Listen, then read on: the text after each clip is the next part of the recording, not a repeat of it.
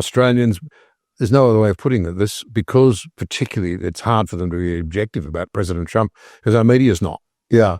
They're unbelievably unable to just factually report what is happening, good and bad. So one thing that's interesting to me about that I've only now, just because I've been here a few days, have a little more insight in. I didn't realize how sort of Trump deranged a huge portion of the population is here. People that would otherwise probably be for the policies.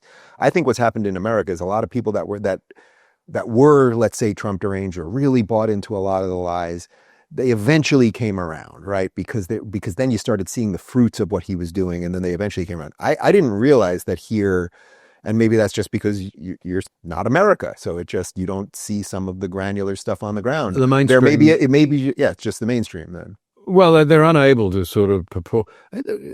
Every politician deserves credit and criticism, but you've got to actually pay some regard to the facts. So, true to form, the ABC on the peace deal, for example, has essentially tried to imply that, it's going to fall over, and it just goes on and on and on.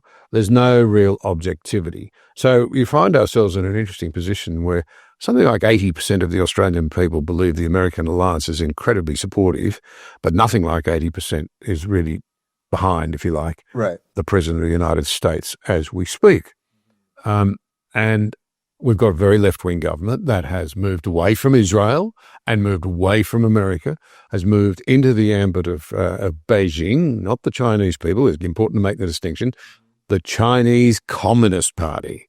That's what it is. That's our problem here. So when you're a prime minister who, just as we speak, is either arriving as we're speaking right now, is either arriving or just arrived in the United States, when he did this recognizing Palestine thing, is he doing that it's just an absurd notion. So he recognized a place that it's actually never been a state and never had a prime minister and never had a currency. In his mind, is that just, I'm placating some portion of my base?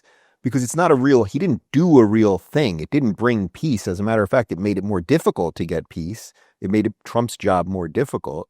What do you think the thought process is there? I wish I knew. Is it just going along with, I wish I knew. Starmer did it and whatever? I wish I knew. Their former greatest prime minister in many ways was unquestionably Bob Hawke. He'd be rolling in his grave.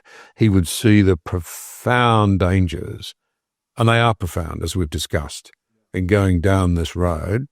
The idea that you would give succor and comfort to people who are plainly driven by hatred in the Australian electorate, rather than saying, this is not what you came to Australia to do, is beyond me. And I'm deeply concerned about it because, I reckon my greatest good fortune is to have been born an Australian, and I've had opportunities and lived a peaceful lifestyle and all of those sorts of things that are part and parcel of a wonderfully free and prosperous democracy. But we're now dividing.